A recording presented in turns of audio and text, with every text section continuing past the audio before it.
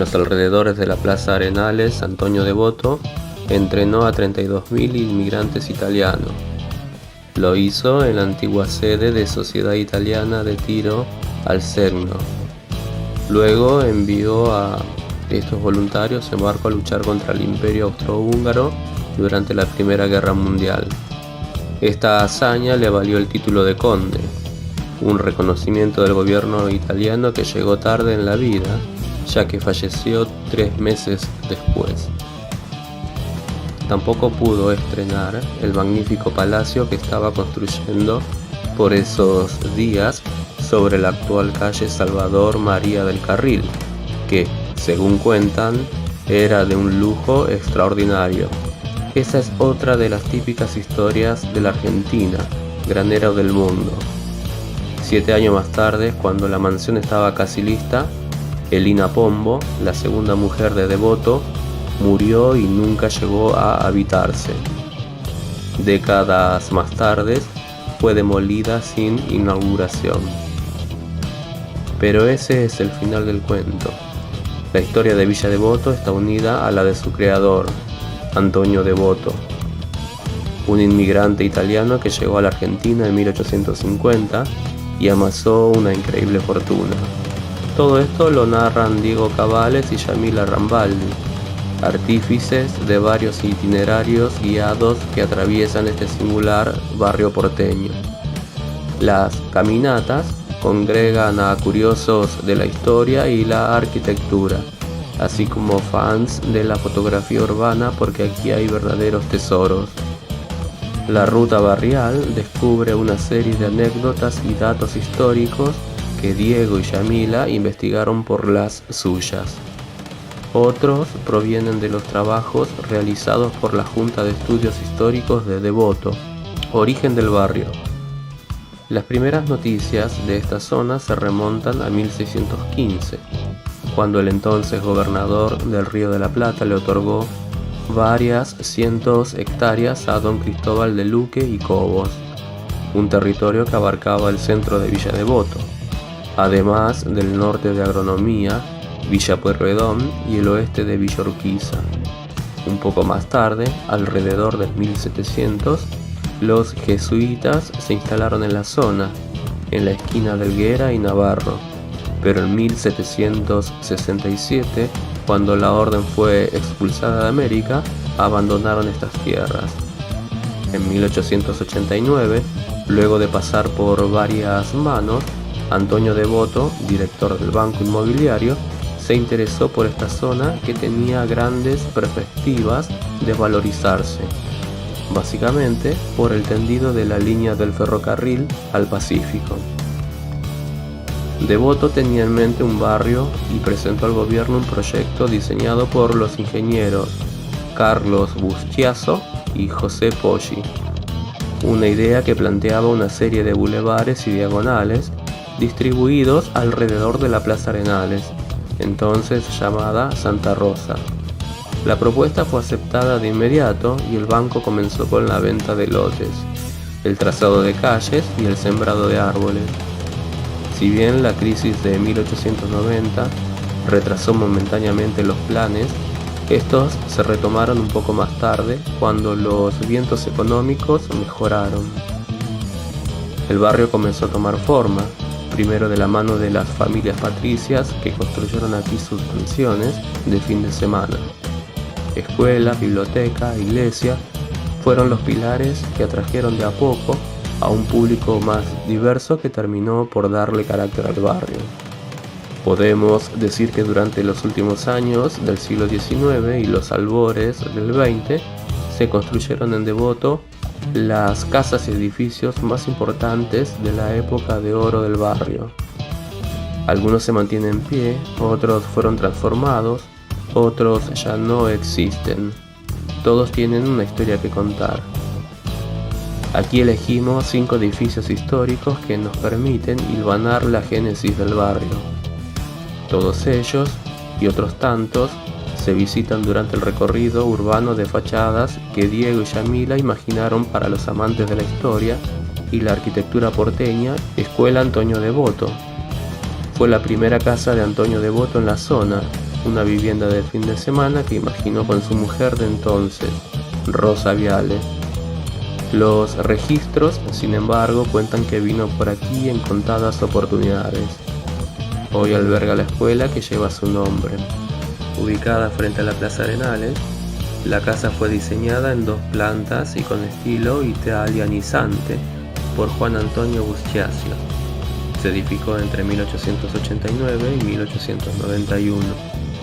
La entrada principal está flanqueada por 2 columnas dóricas que sostienen un dintel ornamentado que da paso al balcón del piso superior, que culmina en una atractiva torre con ventanas de arco de medio punto. En el lateral izquierdo, una galería en forma de L comunica con el segundo cuerpo de la casa, donde seguramente vivía el servicio doméstico.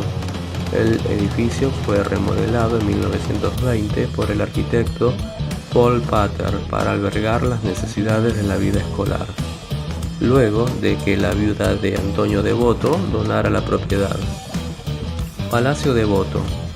Construido sobre un terreno de más de 10.000 metros cuadrados, el edificio se levantó en un predio ubicado sobre el actual Salvador María de Carril al 3700.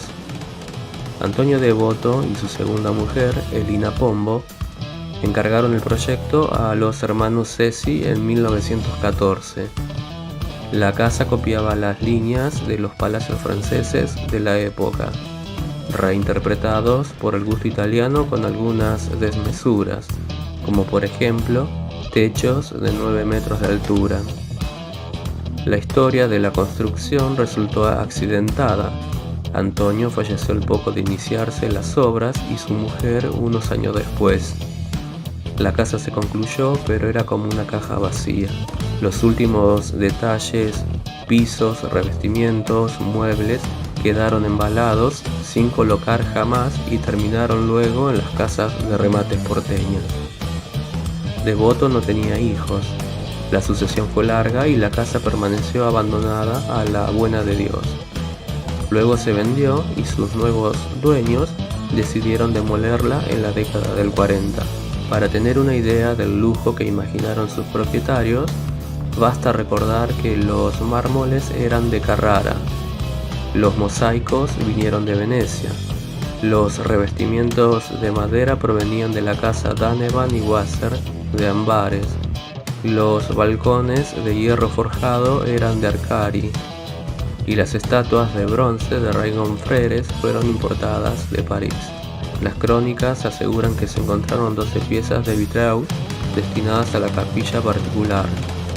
Estos son solo algunos de los detalles que dan cuenta de la gigantesca inversión. Cientos de cajas repletas de materiales de construcción, arañas, estatuas, sanitarios, hasta un ascensor quedaron intactos sin colocar. Cuentan que hasta la tierra del jardín vino de Italia. Con esa tierra llegaron insectos y caracoles europeos. Estos últimos se reprodujeron rápidamente y eran muy buscados por los vecinos para cocinarlos. Escuela de jardinería y floricultura. John Hall fue un inglés importador y comerciante de té, que en 1892 compró 2 manzanas de tierra donde hoy se encuentra parte de la Escuela de Floricultura y Jardinería de la Uva, y construyó allí su casa. Fanático de las orquídeas, armó en el predio un gran invernadero donde cultivaba especies traídas de todas partes del mundo. Dicen que llegó a tener unas 800 especies. Hasta su casa llegaron personajes emblemáticos de la época. El general Julio Argentino Roca desayunó allí varias veces, lo mismo que José Figueroa Alcorta y su familia. También pasó por aquí el príncipe de Gales, por nuestro país en compañía del entonces presidente de la Nación, Marcelo de Alvear. A su muerte la propiedad quedó en manos de la Universidad de Buenos Aires, como el mismo Hall había previsto, para organizar allí una escuela de jardinería. El Palacio Cesi. La magnífica casona ubicada en la intersección de Lincoln y Habana se construyó en 1913 como vivienda familiar de Alfredo Cesi. Los hermanos Cesi llegaron al país a fines del siglo XIX. Eran inmigrantes italianos y constructores. Dueños de Ceci Hermanos, empresarios, constructores, fueron los hacedores del Seminario Conciliar Metropolitano y su iglesia. Varias de las mansiones del barrio llevan su sello. Hoy funciona allí la Escuela de Educación Especial y Formación Laboral número 28, profesor Bartolomé Airolo. A fines de la década del 30, la familia alquiló el palacio al gobierno. Entonces y durante varios años vivió en el predio Bartolomé Airolo, el creador del lenguaje de señas argentino. En uno de los cuartos está recreada su habitación. Más tarde la casa fue expropiada y el Estado pagó por ella una verdadera fortuna. La mansión fue diseñada con 4 dormitorios principales. Originalmente eran 3 los miembros de la familia, pero tenían 17 sirvientes. Parece que una de ellas fue una sobreviviente del Titanic. Como en otros casos, la línea de la casa es un estilo francés, reinterpretado por el gusto italiano, y dan cuenta de su carácter eléctrico los elementos barrocos, renacentistas, incluso estilo Luis XVI, que se registran en sus diferentes estancias. La ornamentación exterior es obra de Luigi Trinchero, autor de los bustos del Salón de la Música del Teatro Colón. Por su parte, Dante Ortolani, afamado escenógrafo del mismo teatro y amigo personal de los Ceci, fue responsable de varios frescos. La casa de Ortolani, más sencilla pero igual de preciosa, puede verse en Emilio Lamarca al 4000. El Palacio Ceci conserva por dentro los revestimientos y los muebles de la época. Los interiores se visitan en fechas específicas, con reserva previa y de la mano de Diego, ya que no está abierto al público habitualmente. Seminario Conciliar. Diseñado por el arquitecto Pedro Gainot, el mismo que imaginó la Catedral de La Plata, la imponente estructura del seminario destaca en el perfil urbano del barrio. Se imaginó lo grande. Cuando el arquitecto presupuestó la construcción del edificio, los religiosos solo tenían la mitad de ese dinero, que en realidad se empleó en la compra del terreno. El Estado aportó lo suyo, pero no demasiado. Finalmente, las obras tomaron impulso gracias a las donaciones realizadas por Mercedes Castellanos. Las obras se iniciaron en 1897 y concluyeron 3 décadas más tarde. La fachada de corte eléctrico que se vislumbra sobre José Cubas al 3500 esconde interesantes estancias. El salón de fiestas es el sitio más atractivo. Cuenta con platea y escenario y conserva las elegantes arañas y el mobiliario antiguo coronado por un techo artesonado. En la biblioteca se guardan valiosos incunables de temática religiosa. Después están largas galerías y los cuartos de los seminaristas. Los pasillos de los sótanos, que algunos llaman túneles, dan lugar a numerosas leyendas y también puede recorrerse en las visitas programadas que Diego Cabales organiza de tanto en tanto.